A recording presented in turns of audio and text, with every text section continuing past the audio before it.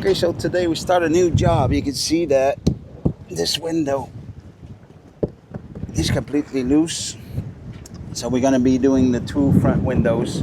Here's the tools to remove them. I also have a box cutter, a 1-inch box cutter that I'll show on the inside. First thing is to remove the sealant all the way around the window on the outside before starting to cut it on the inside. So we're using the 1-inch box cutter, full blade. You just want to push it into the joint and keep cutting. Being careful not to scratch the window as you put your blade in.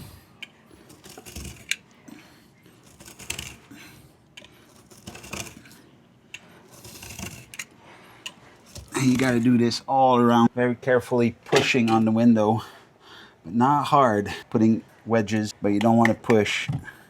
You don't want to push hard because the corners can break. Never force it. You got to keep cutting until the window comes loose. The bottom's already all loose. It had come apart. Okay, so this is the window. That's the bottom part here. On the window, you see there's a groove in it. And you can see here, starting from here and starting from this point, you can see that the glue that they use is very well adhered to the window. But look at the bottom. That I cleaned it off. I cleaned off the dirt, but I didn't take off the actual sealant.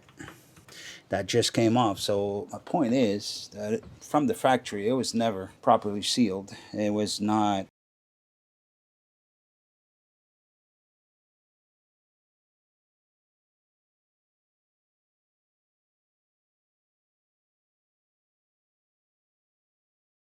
held in properly is what I'm guessing when they glued it in, or they didn't put enough glue or something. But that's definitely